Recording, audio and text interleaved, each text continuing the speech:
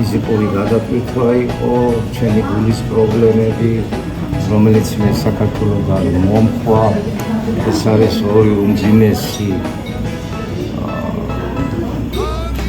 გულის ინფარქტი, საიდანაც მე არ ვიცი უხალი დამეხმარა გადამარჩინა, იმიტომ რომ ასეთი პრობლემებით ადამიანები როგორც წესი ვერ გადარჩებიან ხოლმე.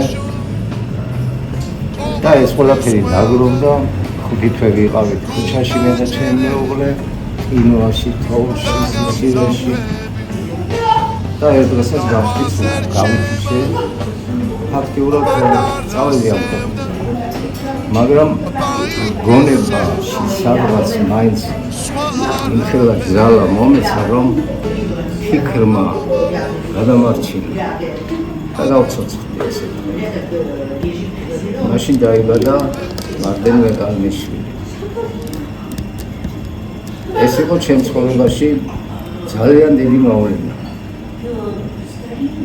მე გამიშთა წერის სურვილი, მე მომეცა ძალიან დიდი ენერგია, გამიარა ტკივილებმა, გამიარა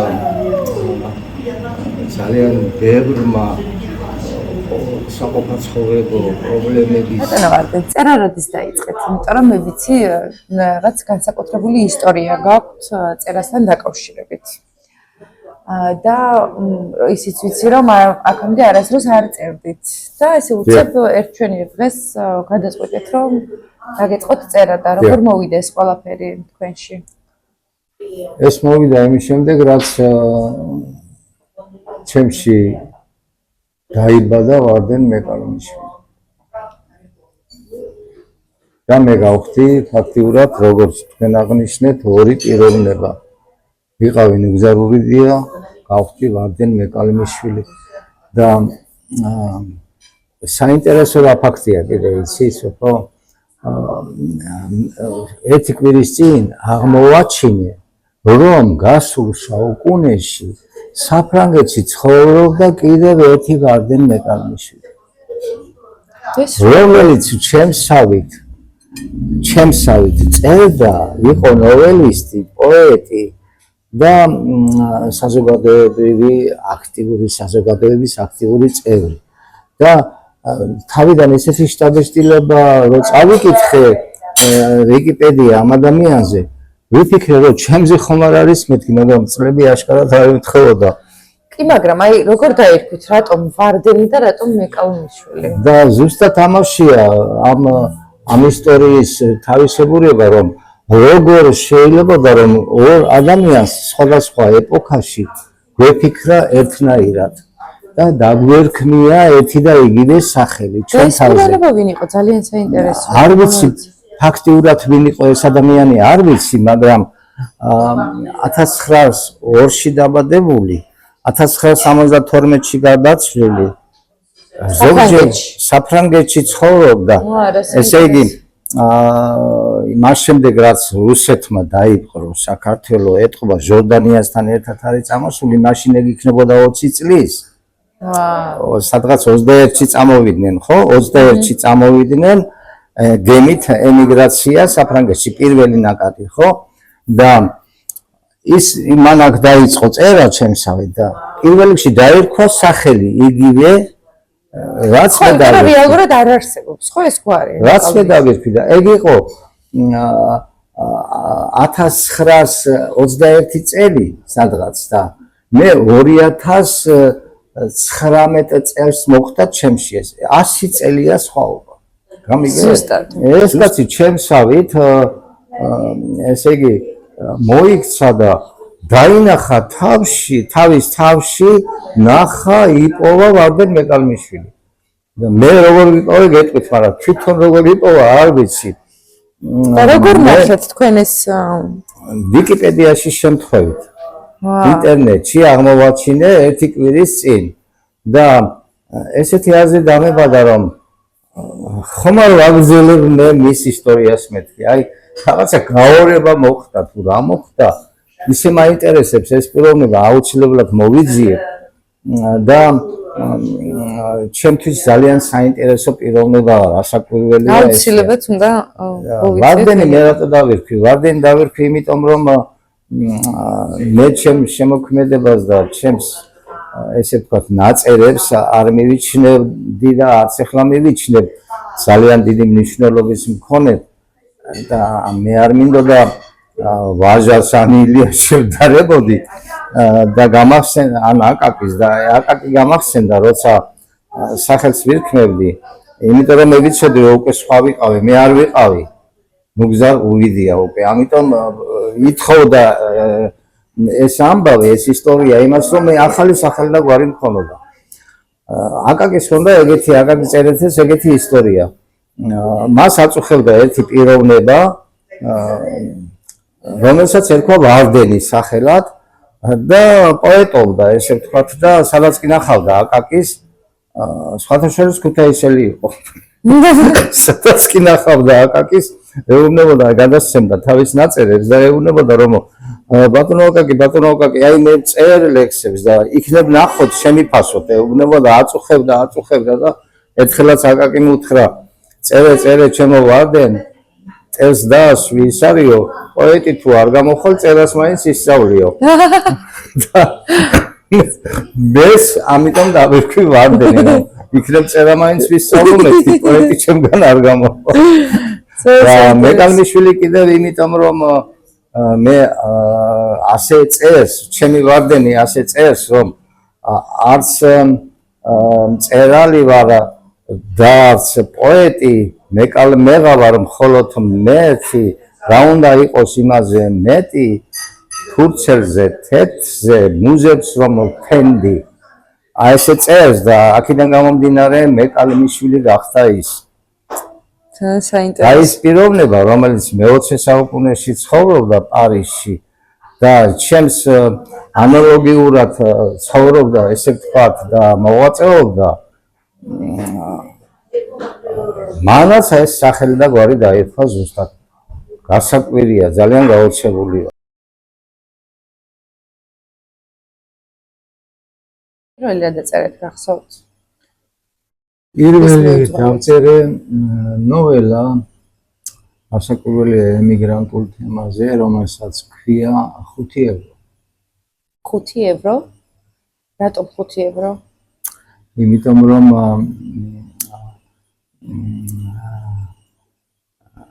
ქალაქი გრინი, ვიცით ყველამ, ხო, აქ ვინცავთ საფრანგეთში და ილდე-ფრანსში, გრინიზე იყიდება ხოლმე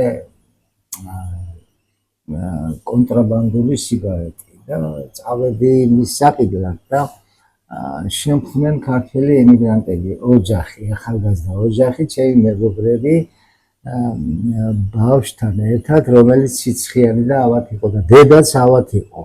მიდიოდნენ კორბეის, ქალაქ კორბეის სამარხოფოში. მოვიდა ავტობუსი, არა, სანამ მოვიდოდა ავტობუსის გაჩერებაზე ვიდექით და საუბარი იყო იმაზე, რომ ფული არ ქონდა და დედას ქონდა მარტო ბავშვებისას 5 ევრო. ამიტომ დავარქვი 5 ევრო და იყო საუბარი იმაზე, რომ მატარებლებში ძალიან გახშირდა შემოწმებაო და არავინ დაგვიჭიროსა და მე ვთქვი, რომ არც ავტობუსია ნაკლები მეთქი. მაგრამ რახან იქ ვიდექით, ერთ სიტყვით ავედით ავტობუსში, ეს ჩვენი დედა, ბავშვების ოჯახის დედა მივიდა მძღოლთან ფულის გადასახდელად და ვიყავით ჩვენ 4 და ბილეთი ღირს 2 ევრო ავტობუსის და ჯერთი არ ყოფნიდა და მეორე კიდევ მისა ამ დედამ ფული მძღოლს და მძღოლი დააკვირდა ახალგაზრდა გოგონას და მიხვდა რომ ავად იყო, იმიტომ რომ ძალიან გაწითლებული იყო სახეზე და აშკარად ეთყობოდა რომ ტემპერატურა აქვს. და ამ მძღოლმა ეს 5 ევრო დაუბრუნა დედას. არ გამოარჩვა. და ამიტომ დავარქვი ამ ნოველას 5 ევრო და რა დაწერე გეტყვით და იქ მე მოთხრობილია სხვადასხვა ჩვენს ემიგრანტულ თემებზე და ესე ვითარდება ეს ნოველა, რომ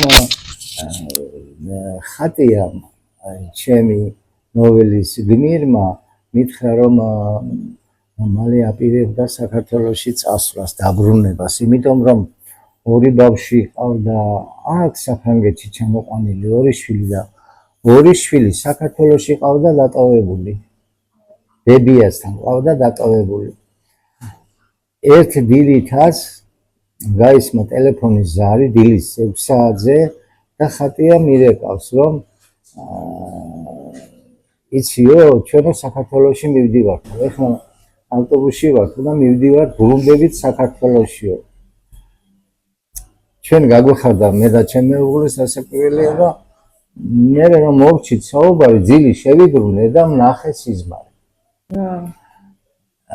ეს ახალგაზრდა ოჯახი იყო ლესიჭინიდან. სამეგრელოდან, სოფელ ლესიჭინიდან და დამესიზმრა მათი კარმი დამო. და სასწაული ადამიანი ხართ. როგორ ესე იგი ბავშვები 4-ვე და ძმა ერთად თამაშობდნენ ეზოში, დარბოდნენ ბედნიერები, იმიტომ რომ ხატია იდგა სახლის კარებთან და გარიმებული სახით შეესკეროდა თავის შვილებს, ბედნიერი სახით. აი ესეთია მოკლედ ამ ჩემი პირველი ნოველის შინაარსი. თქვენზე როდესაც ანონსი გავაკეთე, რომ იქნებოდით გადაცემა საზღვრებს მიღმა სტუმარი, ვთქვი, რომ თქვენ ხართ 2 ადამიანი და ხართ მრავალი პროფესიის მოკლედ რომ ჩავამithვალოთ თქვენი პროფესიები და გამოცდილებები. ხშირად გამომრჩება ხოლმე რაღაც და აუცილებლად ვისაუბრებთ სპორტზე. სპორტზე. კი, მაგრამ ჯერ მაინტერესებს თქვენი ცხოვრებისეული გამოცდილება და პროფესიები.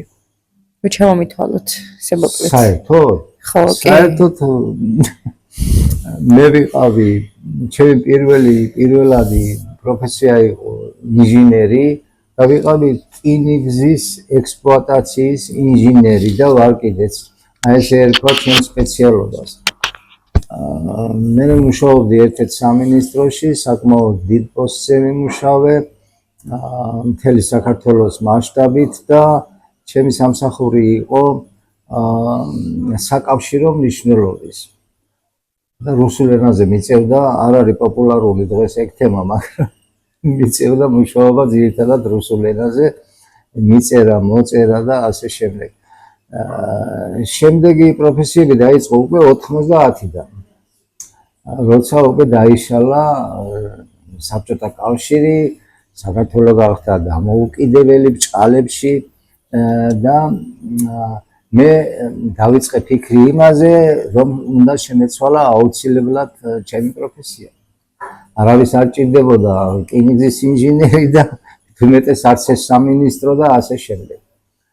შემდეგი ჩემი პროფესიები იყო ჩამოვთვლი, რაც გამახსენდება, თქვათ მე გავხდი ტანსაცმლის ზაგროიშიქს ეძახოდნენ მაშინ გამომჭრელი, ასე ვთქვათ, მოდელი 2, მე მოდელებს ვამზადებდი, თარგებს ვამზადებდი. ის არ ვიცოდი. თარგებს ვამზადებდი, ჭრიდი მე ჩემს აი ამ შემოქმედებას ყველაფერს ჭრიდი მანქანით და სამკერვალოთ უკვე მიკერავდნენ, უკვე მკერავები მყავდა და ისინი კერავდნენ ჩემ გამზადებულ პროდუქციას. ეს ერთი, შემდეგ იყო ვარ ტექნოლოგი ძეხვეულის. ეს ისტორია მოკლედ ესე იყო, რომ მე მოვხდი ერთ-ერთი მეპატრონე გავხდი ძეხვეულის სამქროში და არ მომეწონა ჩემი ტექნოლოგიის მუშაობა, რომელიც მიფუჭებდა პროდუქციას. დიდი ბოდიშის მოხდი დავითხოვე ჩემი ტექნოლოგი და დავიწყე მე თვითონ ტექნოლოგობა. და იმ დონეზე ავიყვანე ეგ საქმე, რომ შევქმენი ჩემი ძეხვები, ჩემი პირადი საფირმო ძეხვები, სხვადასხვა კატეგორიების მყიდველისათვის, სხვადასხვა დანიშნულებით და სხვადასხვა ვადით ვარგისი ძეხვეული, ეგ იყო 90-იანი წლები და მაშინ იცით რომ გაჭირება იყო და მოვარგე იმ დროს და იმ კლიენტურას, ვინც იყო თბილისის ბაზრობებზე, ესე ვთქვა. ვიყავი რესტორატორი, გავხდი უფრო ზუსტად,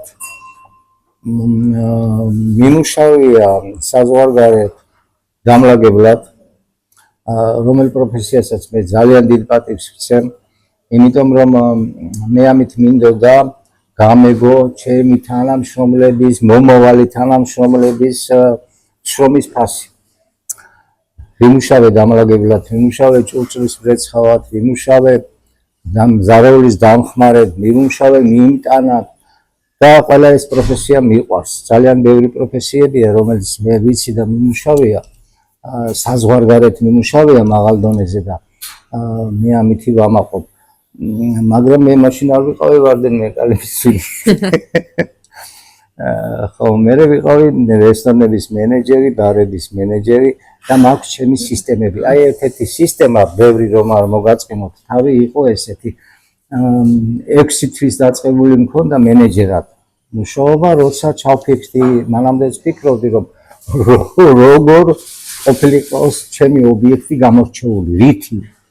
მივედი იმ დასკვნამდე, რომ სასმელით უნდა ყოფილიყო, იმიტომ რომ ქართველი კაცი როცა ქორწილში მიდის და ბრუნდება ქორწილისთან და რო შეეკითხებიან, როგორი სუფრა იყო ქორწილშიო, მეუბნება გადასარევი ღვინო იყო. არასდროს არ იძახის კარგი, ან ცუდი ღვინო იყო იძახის, ან იძახის კარგი ღვინო იყო. ამით აფასებს სუფრას. კარგი მენეჯერი ხართ, ასე რომ ვთქვათ, ყველაფერი, მაგრამ როგორ აღმოჩნდით პარიზში, ილ-დე-ფრანსში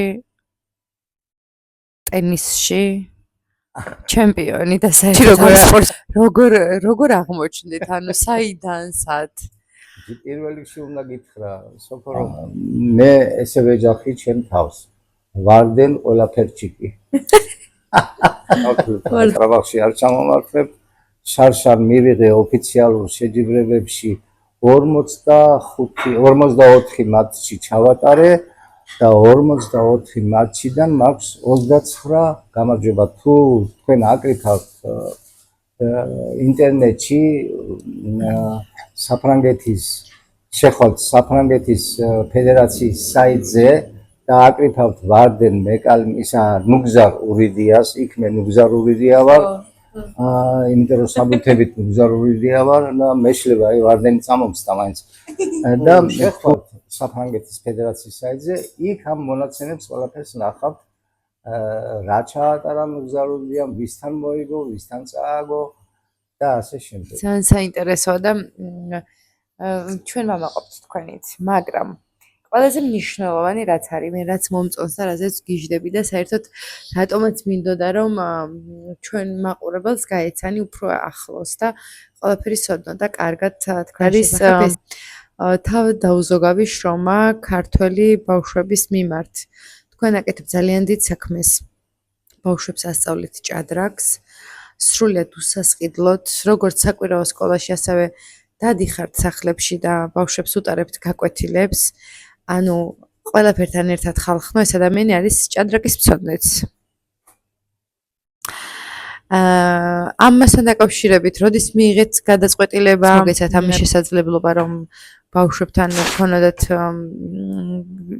საშუალება ჩაგეტარებიათ ჭადრაკის გაკვეთილები და რამდენად დიდია ინტერესი ბავშვების მხრიდან.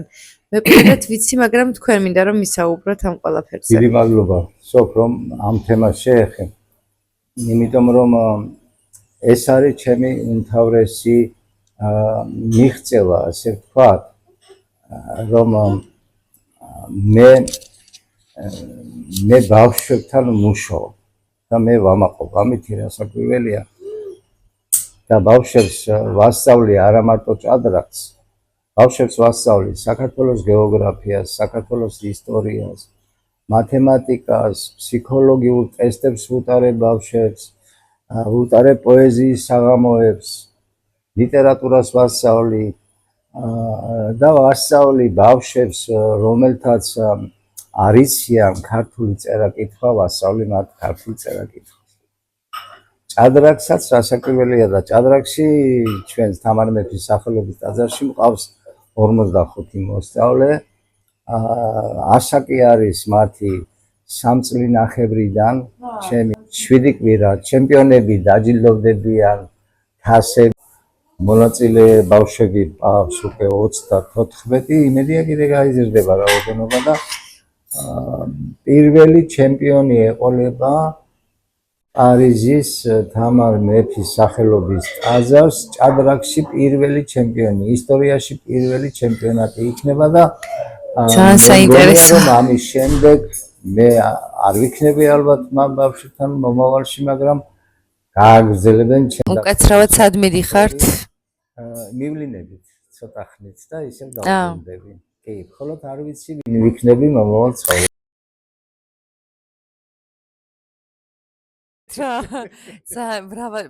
ეხა ჩვენ გვაქვს ვარდენ ყველაფერჩიკთან ინტერვიუ და თან ვარდენი როგორ ამბობს ამ ქვეყნიურ და იმ ქვეყნიურ ცხოვრებაზე, ვარდენის გამონათქვამია ერთ-ერთი ესეთი. ზუსტად ვერ ვიტყვი, ვერ ვიმახსოვრებ, მაგრამ დაახლოებით ესეთია. ეს ცხოვრება ერთი მეტად სასიამოვნო და საინტერესო თავგადასავალია. ხოლო გარდაცვალება კი დიდუმალებით აღსავსე და ბურუსით მოცული სასწაული მომავალი.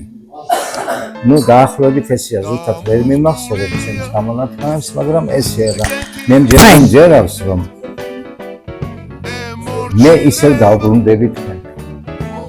ჩამოთვალეთ თქვენი სამუშაო გამოცდილებები თქვენი ცხოვრების შესახებ, ეს ყველაფერი ხდებოდა თქვენს მეორე ნახევართან ერთად. და როგორ ფიქრობთ, რომ არა ის ვინ იქნებოდით დღეს? ან სად იქნებოდით? ვერ გეტყვი, მაგრამ მე ვერასდროს ვერ გავხდებოდი ვარდენი, ამაში დავწერე. ვარდენი რო გამხდარიყავი, მე აუცილებლად მჭირდებოდა დიდი სიყვარული. და აი თქვენ მეკითხებოდით, როგორ მიაღწიე, როგორ შეძელი, როგორ აკეთება მას დღესაც, ხვალ როგორ უნდა გააკეთო, ხვალ უკვე მეტის იქნება, ხო? მაგრამ მე ამოცანები ნათქვამები მაქვს და დიდი მაქვს და ეს ყველაფერი სიყვარული ჩვენს, ჩემი სიყვარულის ესე ვთქვათ, შემოქმედი არის ლალი, ასაკურელია ჩემი მეუღლე და ჩემი ყველაზე დიდი მეგობარი, რომელიც სულ მარიგებს ჭკუას, თქვენ აგეგმოთ, რომ მე არა, ესე არ არის. ლალი რომ არა, მე დღეს არ ვიქნებოდი ეს ვინც ვარ და მადლობა უფალს ამისა. ბატონო ვარდენ, ძალიან დიდი მადლობა მინდა გადაგიხადოთ, რომ დღეს გამონახეთ თქვი თავიდან. არის საჭირო? არ სამეზობლო მინდა. მოიდა მაშინ. მოწვევის ამოსულო, დიდი მადლობა რესტორანს. სტუდიებისათვის. მოვალ შეხვედრამდე. არამატებზე სურვებ ბას და სოფოს.